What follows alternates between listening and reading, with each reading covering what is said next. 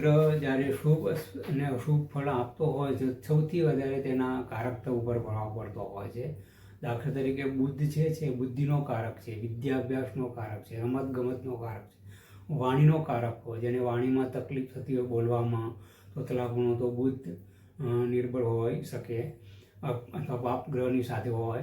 અને પરીક્ષાનો કારક છે, ઇન્ટરવ્યૂનો કારક છે. જ્યારે પરીક્ષાની ઇન્ટરવ્યૂમાં તમને તકલીફ થતી હોય, ઘણી વખત આમ સામાન્ય રીતે વિદ્યાર્થીઓને અથવા પરીક્ષાની તૈયારી કરનારને ઇન્ટરવ્યૂની તૈયારી કરવાને આમ બધું જ આવડતું હોય છે, પણ જ્યારે પરીક્ષા આપવા જાય, ઇન્ટરવ્યૂ આપવા જાય ત્યારે તે ભૂલી જતા હોય છે. તેનું કારણ આ બુદ્ધ છે. કમિશનનો કારક બુદ્ધ છે, વાણીનો કારક બુદ્ધ છે, દલાલીનો કારક બુદ્ધ છે, ગણિતનો કારક બુદ્ધ છે. જે લોકો CA વગેરેની પરીક્ષા આપતા હોય, તૈયારી કરતા હોય, જેમનો બુદ્ધ બળવાન હોય તો તે સરસરાટ નીકળી જતા હોય છે, અને જો નિર્બળ હોય તો તેમને ઘણા પ્રયત્નો આપવા પડતા હોય છે અને ઘણી વખત નિષ્ફળતા મળતી હોય છે.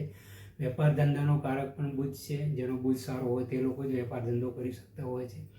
વત્તા રમૂજ, હાસ્ય કલાકાર, સાહિત્ય સર્જન, લેખન વગેરેનો કારક બુદ્ધ છે. એ ક્ષેત્રમાં સફળ થવા માટે બુદ્ધ બહુ બળવાન હોવો જરૂરી છે. યાદશક્તિ જેની બહુ પાવરફુલ હોય તેમ સમજવાનું કે તેનો બુદ્ધ બહુ બળવાન છે, કારણ કે તે બુદ્ધિ અને યાદશક્તિનો કારક છે.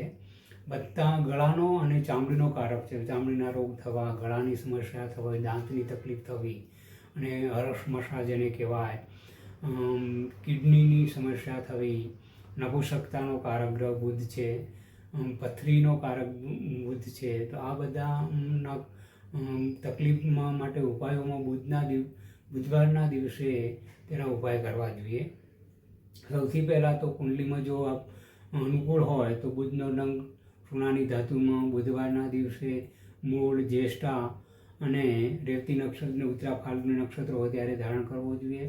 બુધવારના દિવસે એક ટાણું કરવું જોઈએ, એક વાર જમવું જોઈએ, સાંજના સમયે જમવું જોઈએ, અને તે પોતાના ઈષ્ટદેવને ગોળ અને ભાતનો પ્રસાદ ધરવો જોઈએ, અને ભોજનમાં મગનો ઉપયોગ કરવો જોઈએ.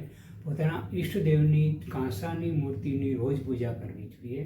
27 બુધવાર સુધી અથવા રોજ દર બુધવારે લીલા ઘાસનો પશુઓને દાન કરવું જોઈએ, તે ખવડાવવું જોઈએ.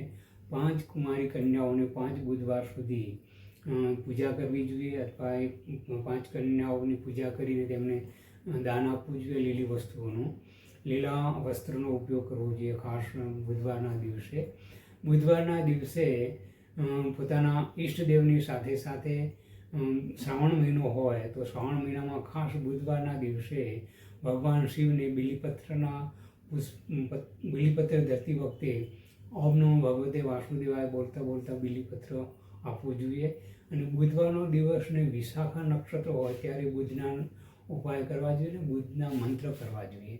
આ ખાસ ઉપાય કરવા જેવો જે દિવસે બુધવારને વિશાખા નક્ષત્ર હોય ત્યારે. પછી એક કન્યાને દાન કરવું જોઈએ, વિદ્યાર્થીઓને દાન કરવું જોઈએ. બુધવારના દિવસે બપોર પછી વિદ્યાર્થીઓને પેન્સિલ, પેન, નોટબુક વગેરેનું દાન કરવું જોઈએ. ઉપરાંત બુધવારના દિવસે લીલી વસ્તુ, લીલું ધાન છે, લીલી વસ્તુ ખાવાની છે, લીલા રંગના કપડાં છે વગેરેનું દાન કરવું જોઈએ. તો આ રીતે કરવાથી બુધનું શુભ પ્રાપ્ત થતું હોય છે.